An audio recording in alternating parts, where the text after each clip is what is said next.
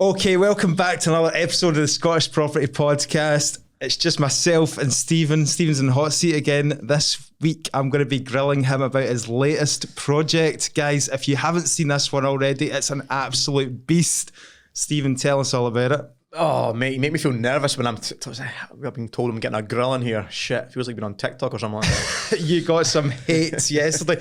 Well, one of the first questions is basically, how many Porsche GTSs are you going to be able to afford this latest cash flow out of this HMO? Well, it's not just an HMO. Describe to listeners what this building actually is, first of all. So it's a detached granite building about 200 or 300 yards from the University of Aberdeen. And it's now got 7 HMO flats and one single one-bedroom flat. So it's 8 flats in total.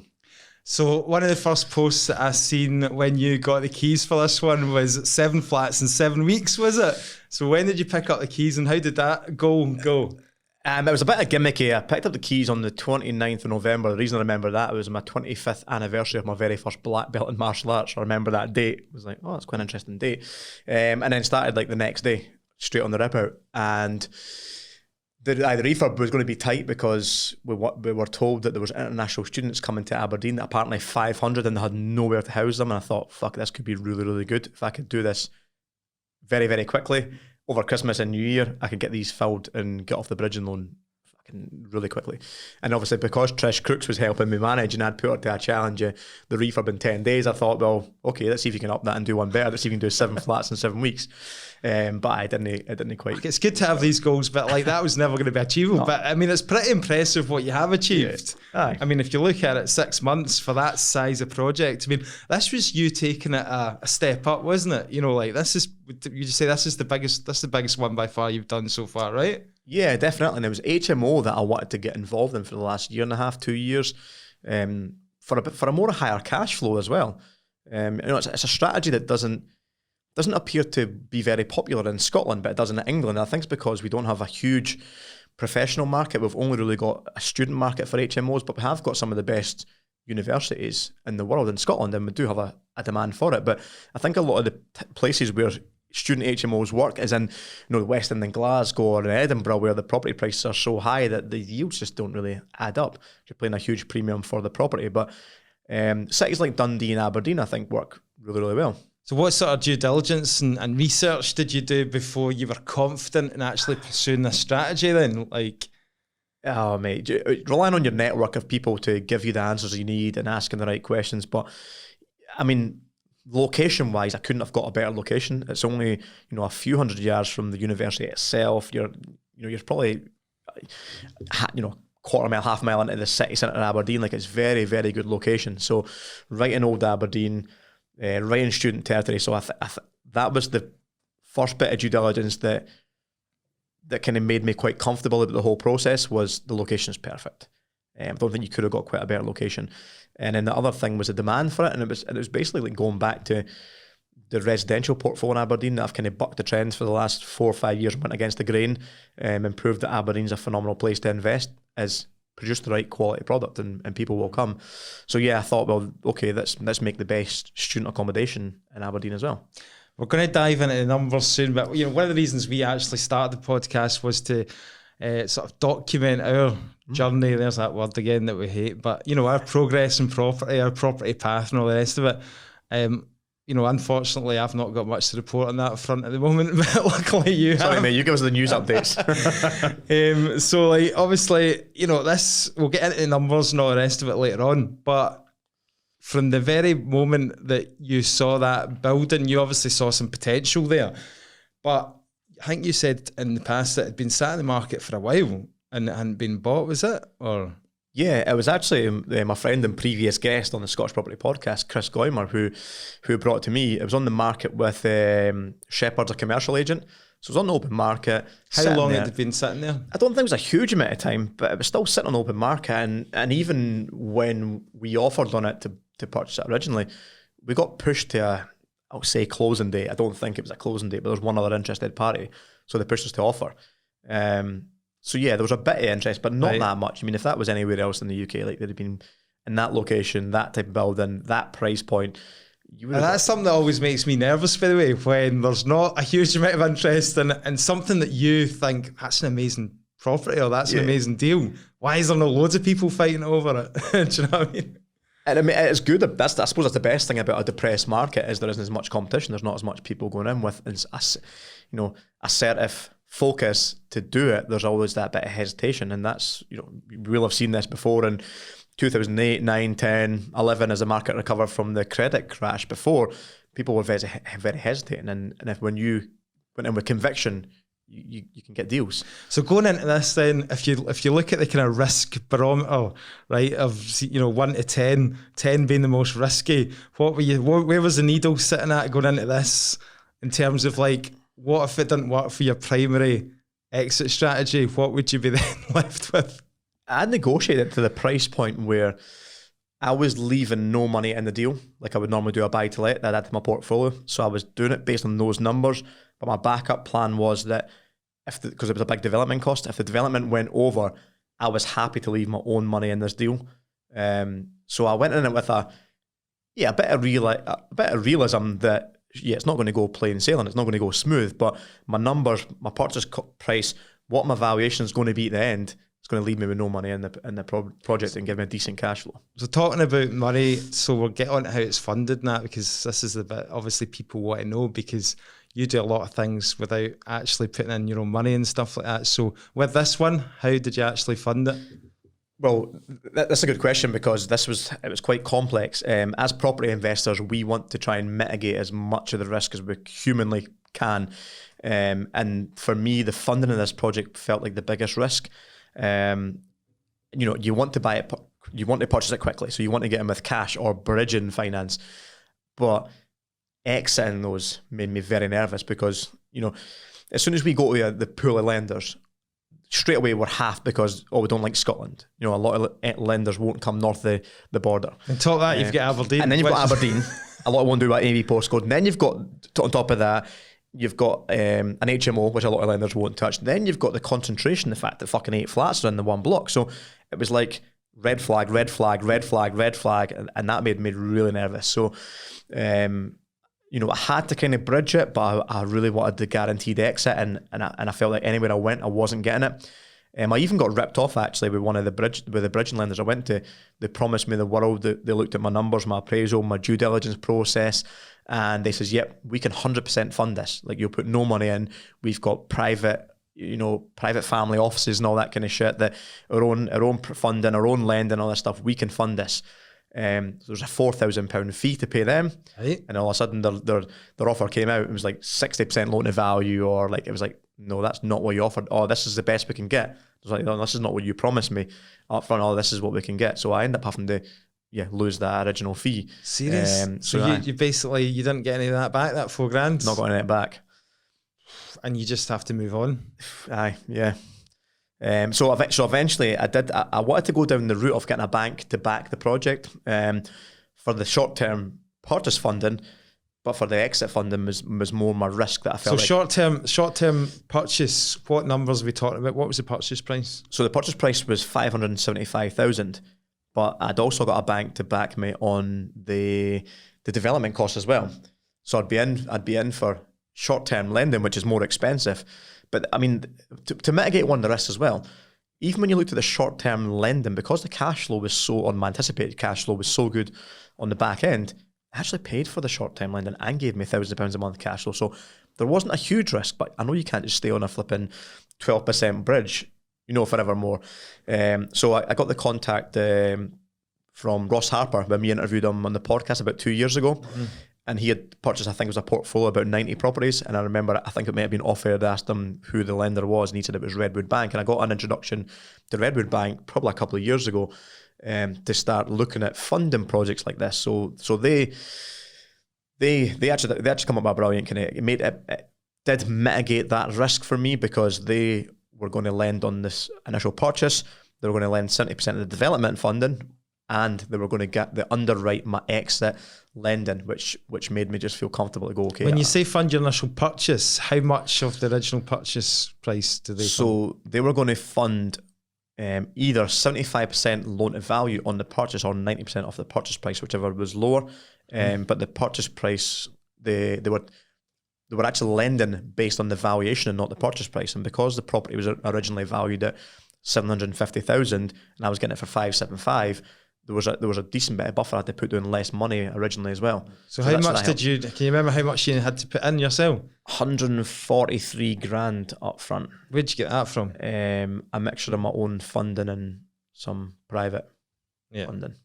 Is that, you didn't ask me for any of that, did you? Did you given up asking me? I probably gave up asking for you for money. The first time when you asked me, and I said, "Die for 10%." I was 50-50. I offered you 10%, and you offered me 50-50. Yeah, I was 50-50. The actual profit I wanted. I'm not going back to him. No, I had to top it. I went in for 143 originally, and then I had to spend, I think it was 46 or 47,000 pound of my own money on the renovation, which was you had to spend your 30% up front. Then they would lend you the other 70% of the development funding, which was good. You're not in for a huge amount of your own money. You're in for 180,000, so not a massive amount. But then we'll get to the good bit later on, when obviously you get the final valuation and all that, and what's actually left in. But you pick up the keys, right? You've got how long did it take to actually, before you pick up the keys? Was it a long process for you? Hugely long process. Like I first viewed this property in April 2021. Wait, was the offer accepted? Was that when the offer accepted was June or July, and I think we were to complete in September or August of 2021. And you got didn't complete till November 29th, 2022. Right. Okay. So again, this comes with the bigger projects, doesn't it? Well, it comes with property in general. Like everything's just so freaking slow. So a mixture of things. One, I originally went to go on it with Chris Goyman. I didn't, so we changed tact, and eventually had a lot of commercial purchases going on as well. And I ended up going, okay, I'm going to go forward with myself.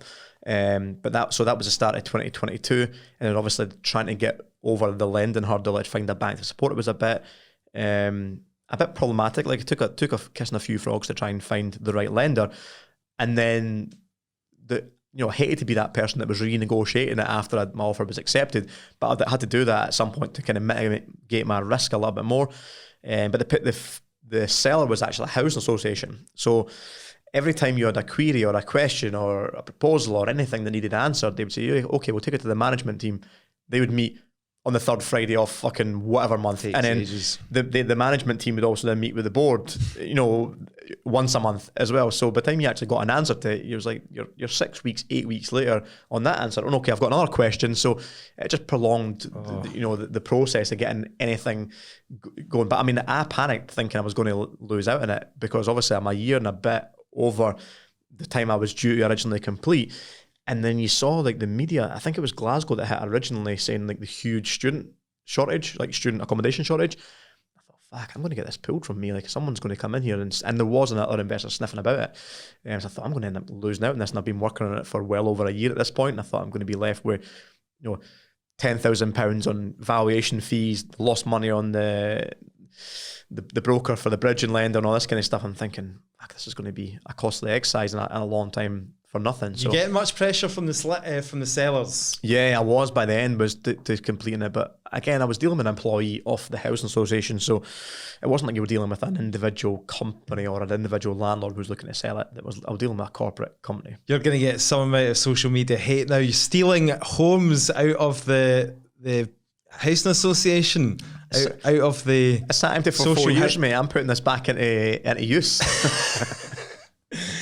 Brilliant. So eventually you pick up the keys, right? What were the obviously I've seen the social media posts with the champagne and all that. So you're obviously delighted that you got this alcohol-free champagne. Was it? It was all for the gram, wasn't it? No secco, mate. No secco. So what are your first thoughts when you get in, get a good look around this beast? Fuck. Was there a point where you thought, shit, this is big? Do you know the biggest problem the biggest thing that affected it was, because every week or every month it was always like, I probably got Redwood on board in March, April 2022. So it was like yep, they've approved it, they've underwritten the loan. It was like, there was, a question back and forth. But every other week, it was like, yeah, we should be able to complete this week or next month. So there was always this, you're getting the keys. So I'm trying to line up guys to start giving me prices and look at my prices to the point where it was like the guy that cried wolf, like, really, you getting these keys? Like, is this a fucking pipe dream? Are you actually buying this thing? So from March, April, all the way to November, I didn't know when I was getting the keys. I was going to bump a family holiday to Lanzarote in November.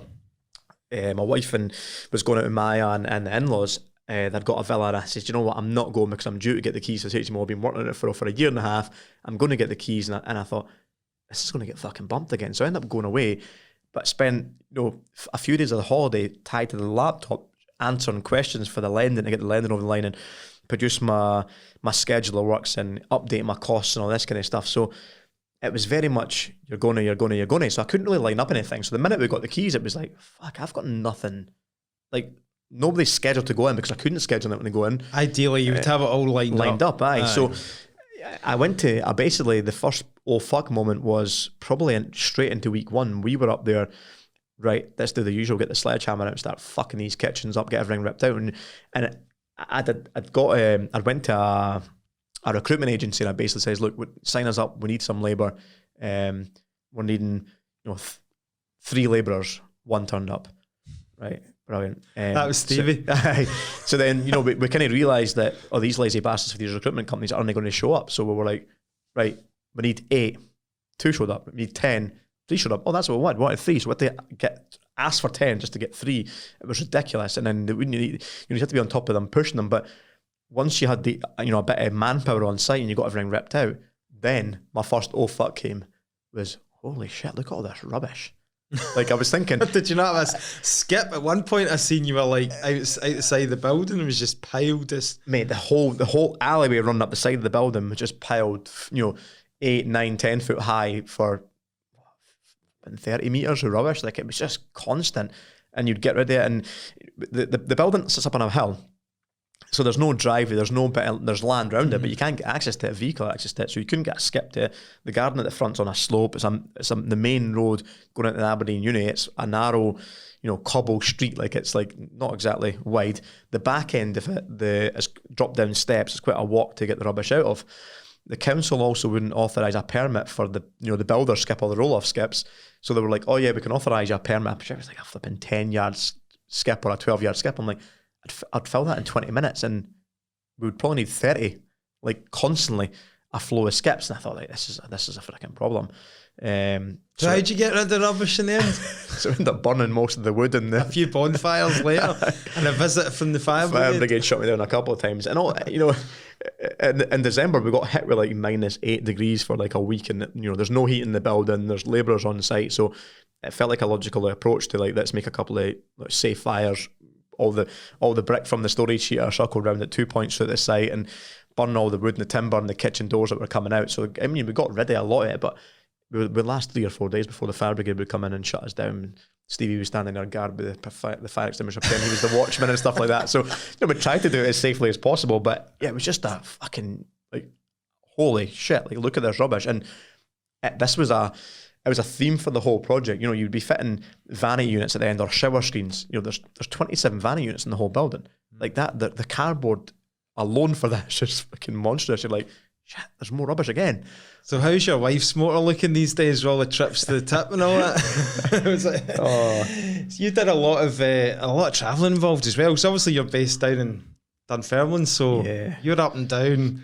It must have taken its toll. I mean, over the last 6 months, I have seen you age a wee bit, mate. It's got to be said. I felt like, mate, I need a holiday. What is that taking its toll as well? Like for the. There's probably an extra 25,000 miles in a Tesla, like over the last 6 months. It was heavy going. See, one question that popped into my head there about what they call Redwood Bank? Yeah, Redwood. Yeah. Do they send out a surveyor themselves, like an independent surveyor, or do you just pay for that? So they appointed a survey at the start of the project to survey it. They gave me a breakdown of the properties, what they think they're going to be worth, what their current value is. They appraise my. You need to pay for that. Obviously. I paid for that. Appraise my schedule of works and my cost plan, and make a comment on it. Make a comment on the market, the conditions, all this kind of stuff. Which, me being the optimist, mine, they were very much the pessimist compared to my optimism. Right. So it was a bit How did that match up? Of course, mine's always fucking right. Like this is this is where I always get really pissed off at people that ask the opinion and base their due diligence on the opinion of the solicitor or the estate agent or the surveyor. Like, as the property investor, you must make up your own mind, do your own due diligence, and be confident in your plan. If not, you're putting your own money or your investors' money into something that's could potentially go tits up. Aye, but obviously from the lender's point of view, they want to mitigate the risk. Yeah. And this was some of the arguments I had with Redwood at the front of the valuation. So the valuation they gave me based on the aggregate value of the portfolio, they broke down all the properties and they gave me the value exactly how's my numbers were looking at. So I was like, this is working out fine. This is good. Then they've got all these other numbers, 180-day valuation for that, a 90-day valuation, a 90-day valuation plus a portfolio discount because it's the one block and it's got the concentration. And then they started obviously comparing the recent portfolio sales, which were actually flipping me and Sam's portfolio sales in Aberdeen, and going, well, that portfolio was purchased at 25% discount. That one was 36% discount. Like, fucking hell. So they're basing it on this lower hit. And when I questioned this from Redwood, they said we have to mitigate our risk, and our risk is we have to pull it back as much as we can, and if we have to exit this asset, this is how we exit it. And my argument to it was, that's not your fucking exit. This is a commercial asset. This is not you've given me a residential portfolio discount. This is not a residential portfolio. This is an HMO. So it's half class as commercial. You would take the building as an income. And if you look at the predicted income, even on the valuation of the surveyor, it valued higher than the highest valuation of the aggregate portfolio.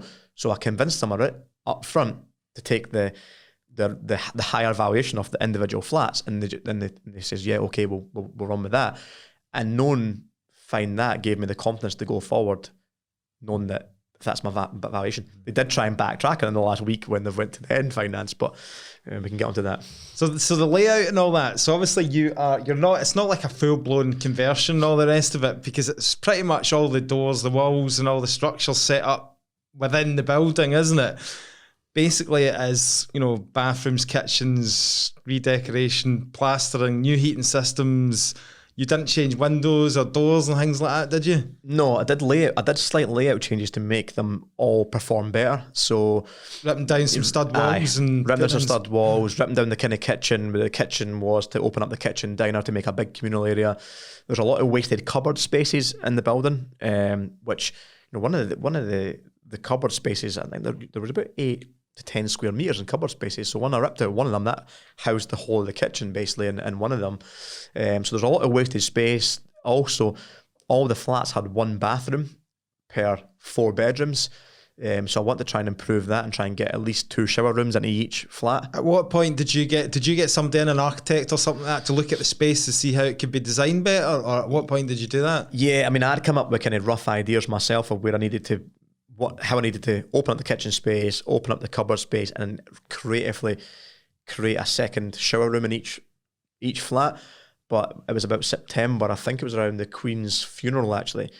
We'd got keys on the Friday, and we met with an architect, Richard Dingwall, who'd done the drawings for the building, and he came up with the layout changes, made the bathrooms all work. We had to do some tweaks when we were getting the keys in November.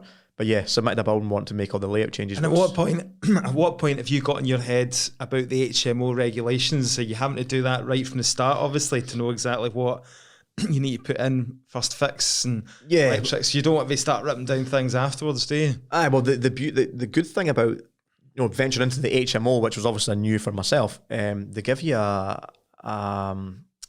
a goodwill visit, I think they call it, where the HMO officer comes out to the building and walks around it and kind of gives you a bit of a feel for it. Oh yeah, you need to make sure you've got a fire door, that needs to have strips in it, or there's not a closer on that, or fire blanket or fire extinguisher. They'll kind of guide you through a little bit. So because it had historically been an HMO, there wasn't a huge amount of compliance, but there was regulation changes over the last few years. Some of them were very, very recent, including electrical ones from the fallout from Grenfell. New types of breakers that were required to be installed in non-domestic properties, and the HMO building fell under that. So there was a bit of extra compliance, but Not hugely, because we were, like I say, the building was already used in HMO, so things like 3 double sockets in all the bedrooms were already there, the fire doors were already there, closers were already there. As much as they needed maintenance and some of them needed replaced, they were there. So it was only going to be the new layout ones that needed new fire doors and new closers. So yeah. So you've got stuck into the renovation now. You're having a nightmare with trades.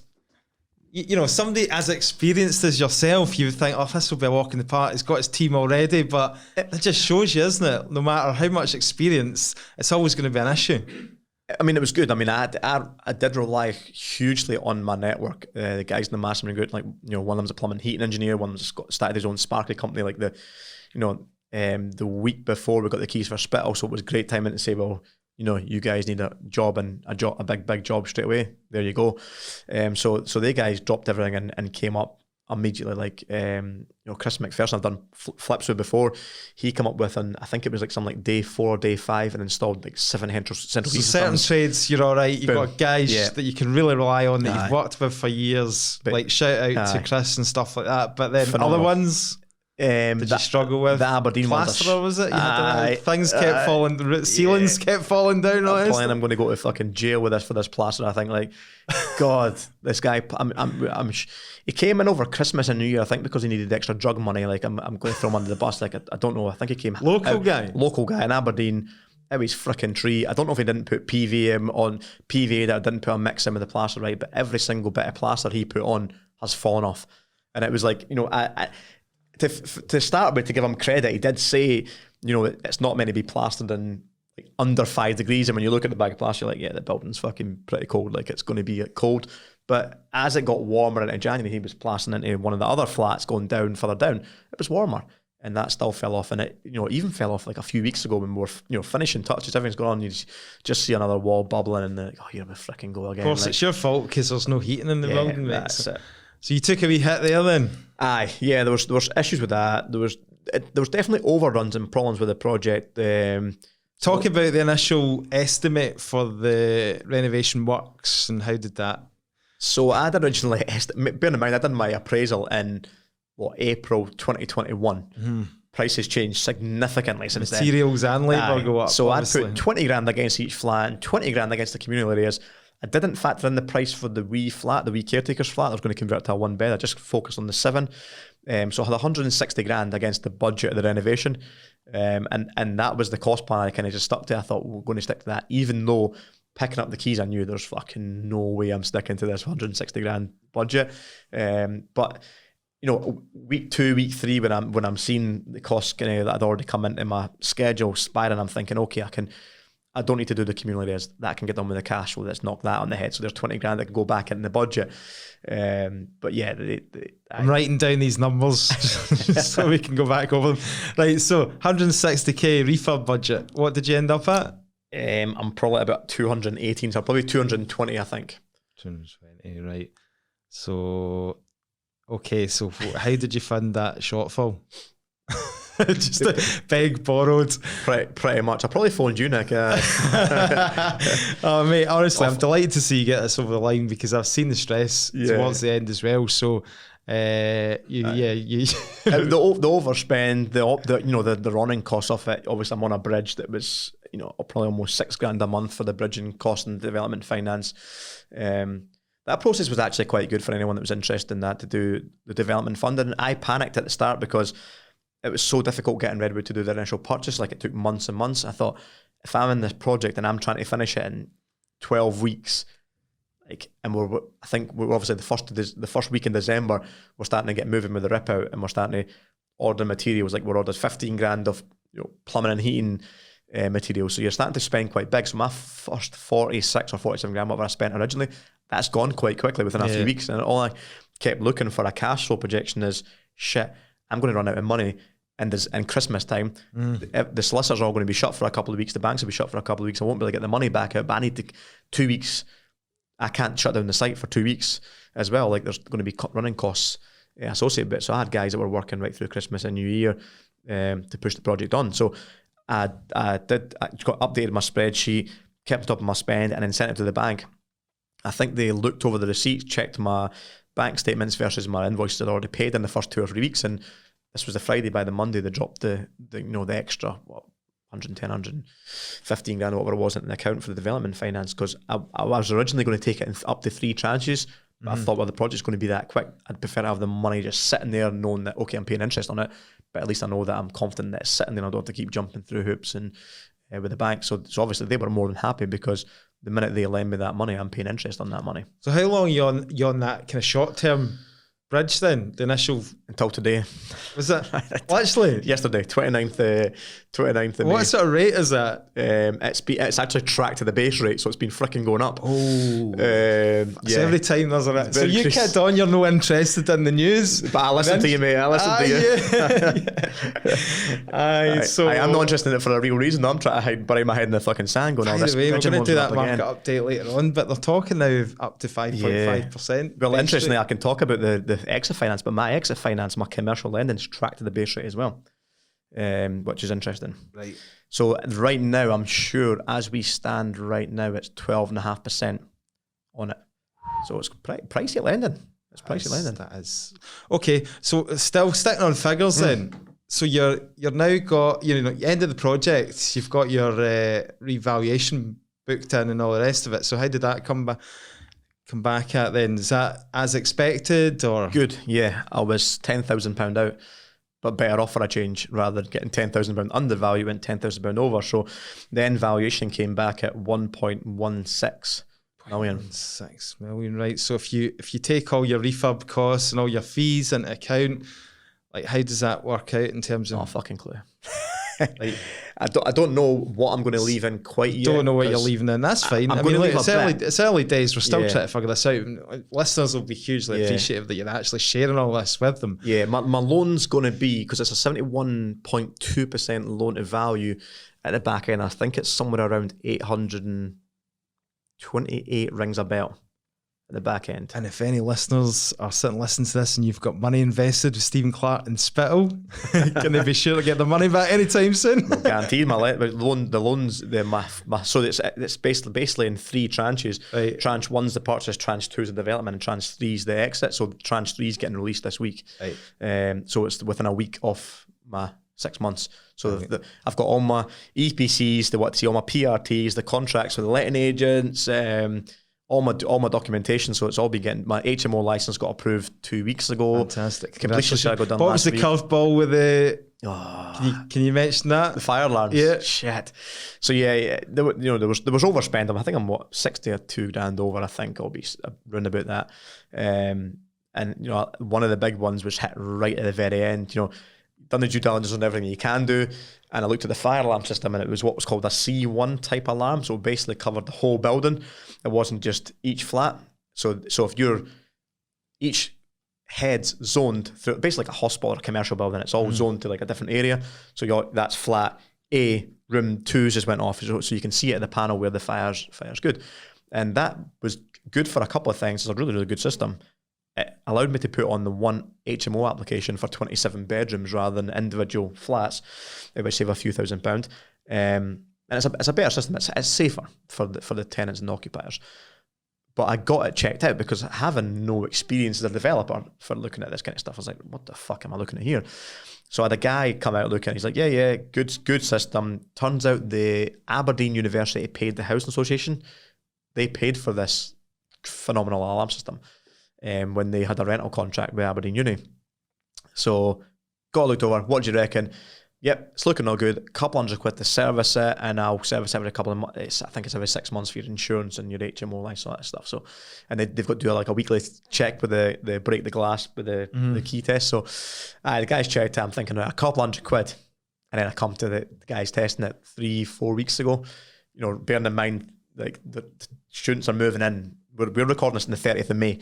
The first students are moving in the 31st of May tomorrow. And the 1st of June is the remaining one. So they're moving in. And go to test the fire alarm and there's 69 fucking heads that are faulty. And I'm like, what the fuck? Nah, can't be. He says, they're faulty. So I'm thinking, when I used to work as a maintenance engineer, like you get faulty heads. So you take them out and you blow them with compressed air. And I'm thinking, right, borrow a compressor. So the guy said to me, he says, I'll get a price for you. Oh, these are smart foreheads to test for carbon dioxide, smoke, heat, and fucking fire. I don't know, like something else. Like, what the fuck? 4 different types. He says, a huge overkill. You only need smoke in the bedrooms and heat in the kitchens and all that kind of shit. So £252 each head. So you're looking at about 18 grand's worth of flipping heads. I'm like, oh, you get to fuck. So straight up to Aberdeen, find a compressor, take the heads off, blow them all out. He reboots the system and tries it again. There's 56 heads done. I'm like, oh, for fuck's sake. He said, look, they're really sensitive. But then as we're investigating more and trying to look at the panel, he says, look, this is like your home fire lamps. You only get 10 years with them. And these heads are 9 years old. So he never picked it up to start with. And I never dug down deep enough to pick it up either. So I thought there's no point in getting it, mending it, putting a band-aid on it for a year to replace them all next year. Let's just take the hit now. So new fire lamp system installed. So there's a good supplier in Glasgow that Steve had to then go and do an emergency run to Glasgow, get the materials, which was about 6 grand. So I think all in were probably about 10, 11 grand to put a whole new system, a new fire panel, get up and commission stuff like that. So that's interesting. Hit. So like when it's like that, you can't just go and get the Echo like interlinking. Like well, I could have, but all the pyrotechnics cable was all installed anyway, and the panel was there. It's like the hard work was done. It was like if I change these all out, and now because I've changed it to what's called an open loop system and not a closed loop system, anybody can work on them, like any electrician. So now that it's the open loop system, the heads are like 40 quid a head. So now if I get a faulty head, I can change one out. If reoccur maintenance, or after 10 years they can all get changed out. It's not a huge cost. It's a few £1,000s now. So I've got it to a point where hopefully it's better going forward. Right, okay. So like you said, 31st of May, tenants are moving in. This is exciting. What are you renting out how many have you got again? 7 or 8? So there's 7 HMO flats, 1 3-bed and 6 4-beds. I'll do a bit of talking on the due diligence process for the back end, because I based the numbers on the rooms at £400 per room was the average kind of, some of them are quite good, we'll get a wee bit more for. But you're renting them as complete flats. Aye. So they're rented as PRTs, like as you would normally rent a normal with PRT. Groups of student friends that have maybe met at university that have moved in the 2nd, 3rd year or whatever. And this was one of the main reasons, this obviously with a higher cash flow and strategy, but this was one of the main reasons why I wanted to go for a student HMO property, because I just think how safe a bet as a tenant could you get? You've got 4 students that signed a PRT who are all banked with 4 guarantors from the bank of mum and dad. So I've got 8 people on every single PRT that's backing that rental income. Yeah. So I'm looking at going, this is a guaranteed flipping income. I like student lets. Yeah. And they're not long term. They can go every year or every 2 years. They can put the rent up. So all the rent originally was based on £400 a month, which would be, from the HMO point of view, would give me about £10,800 income on it. The surveyor, I think, estimated at about £9,300. So you can see a significant difference on my optimism to where the surveyor came back, right? My actual rent is £13,650. Wow. So I've proven my point again that people will pay for a premium product. You do a good renovation and have a good fucking product at the end of it, people will pay. So I end up getting £500 a room for most of the flats, 3 or 4 of the flats. And you've had to fully furnish them with new beds, So I've got new beds, mattresses, a bedside table, and a made-up desk with old worktop curtains and legs. So you don't need to fit out with the kitchen stuff, do you? Like what, microwave, kettle, toaster, all that? No. Nah, I've just left them as TVs, kitchens. I've put TVs in the communal halls and the communal areas and the communal living rooms. But I mean, there were 230 quid from John Lewis with a 5-year warranty, so it wasn't a huge expense. But I've got TV points in all the bedrooms. If they want to put their own TVs up, they can have their own TVs in their own room. But that's like the expense. What's the feedback from the agent then in terms of uptake? Demand for the phenomenal, as we expected. Like, we just thought the location's right. If we do the product to the right product, like, we're going to get the creme of the creme of the students that have got the money to spend. So what's it actually working out? About £500 or about £500 per room, yeah. In Aberdeen, and there's good demand there. Huge demand. I mean, so this was one of the objections I had from the bank to overcome. So one was the valuation. They came back and questioned the valuation based on the aggregate value of the portfolio. And now if you look at the income, it's 163 grand a year. So what's somebody's fucking exit? What's a bank's exit for that? What's a 10% return on 163 grand a year? Or an 8% or a 6%? Like, what investor wouldn't buy that whole building at 1.2, 1.3, 1.4 million and get a phenomenal return? Brilliant. Sounds like a great deal. Exactly. What do you reckon your anticipated profit is then? Like, We'll not talk about tax because everyone taxes different, right? So we're gonna get pulled up with TikTok detectives here, right? I bet it's no taking into account tax, no paying tax. Tax we'll deal with later on, right? Yeah. What's your anticipated monthly cash flow? Monthly cash flow. So 13,650 is the rental income from the building. I've just worked out my mortgage cost based on the current interest rate. It will go up and I will be increase the premium accordingly, but it's £5,800. I'll be about 1,200 quid for my management, £500 for my insurance, and I'm going to put £1,000 against niggly maintenance issues that's going to keep coming up. Read it said. 5,000 for the year. I'm going to put £1,000 a month against them. £1,000 a month for the maintenance and repairs. Maintenance.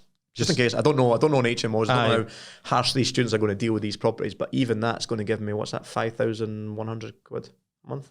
Right, okay. Cash flow, so I think it's about 61 grand a year. So is that you financially free now? Financial freedom achieved on one project.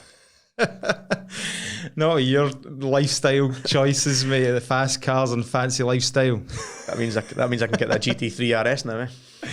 So how you feeling generally, all in all? You feeling good about it? I mean, who wouldn't with those figures? I mean, yeah. Would you do another one? Fuck no. Are you feeling like you're maybe a bit, you want to see how this goes for a couple of years with this big HMO in Aberdeen?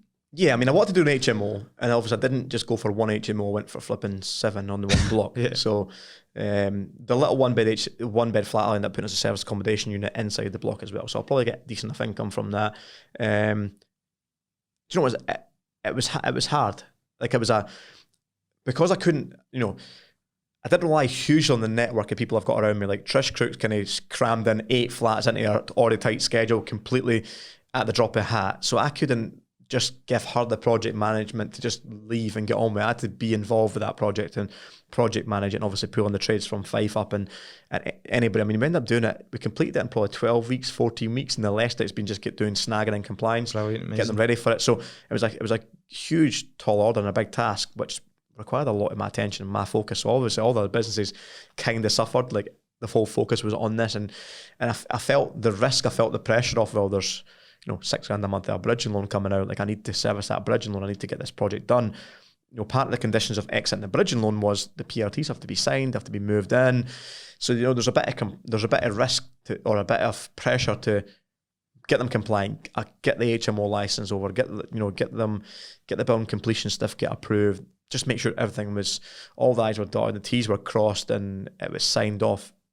Then I can relax. But kind of taking this time, not that I've reflected back on it, because tomorrow I'm up on the 31st for the day they're moving in. There's a carpet cleaner going in, cleaning all the carpets in the communal halls, and we're going up just to make sure, like test all the washing machines and dishwashers and check everything, just double check everything, make sure that we're not going to get huge maintenance costs when everybody starts moving in. So tomorrow will be my last day up there, so I'll be able to get time to reflect on it when I go to Turkey in a couple of weeks' time. So you take a couple of days up there when all these students move in and they say, I can't switch on the washing machine. So rather than getting hit with a big repair bill, you'll just nip around with your toolkit, mate. You'll sort it out. Well, mate, the snagging list was fucking horrendous. Like, it just, on a project that size, like, it was really, really bad. Just because of the scale. Like, it's not one single 1 or 2 bedroom flat. Yeah. Each flat's 100 square meters. There's 4 bedrooms. There's a big, huge kitchen, living room. There's 2 shower rooms, and so there was a huge snagging list of all the trades that had been in there. It's just got smaller and smaller. But I mean, you could what it's like with snagging. You could go round it with a fine tooth comb, and the snagging list could keep growing and growing. So we were there last week, snagging list, left it with a couple of guys up in Aberdeen to kind of tick off the snagging list for us. So we think they've finished it. So we'll go up there tomorrow, double check it, make sure it's all done and sorted, and just have a wee quick run through the project, and make sure, like you say, it reduces that initial hit on call-out fees for plumbers or electricians to fix things. Well done, mate. No, it's a fantastic deal. It's a great story. It's great to see your progress. If anybody is looking to see, like, Stephen's documented this with the help of Stevie, who's sitting here, I'm sure, being on the camera, acting as a cameraman. There's loads of wee videos on Instagram's probably the best place to go and check out. Check it on Instagram. We posted up when we done like weekly updates on the project, and we felt they were getting a bit boring. People were switching off them, but thought, no, we'll stick with the path. We'll go through it so you can see pretty much the 12-week reels we did, 1 a week, just to showcase the project. Go and check it out, guys. It's a beast of a project. Spittle, it's called, isn't it? Yeah, 19 Spittle. St Martha's Apartments, it's called. So we've got a website done, St Martha's Apartments. The students will be delighted to hear that they can have bonfires outside as well. We'll have to clear the bonfires away for the fire inspection. Brilliant stuff, guys. I'm going to give Stephen a wee plug here as well, because like he shares all this great content in the podcast, and you know, I often speak out about not doing courses, but Stephen's got a good workshop course that he's running in June. So where can they get tickets for that, and you can learn all this stuff? Yeah, there's a few spaces left for it, Nick. Cheers. It's at the Dakota in South Queensferry near Edinburgh on the 23rd, 24th and 25th of June.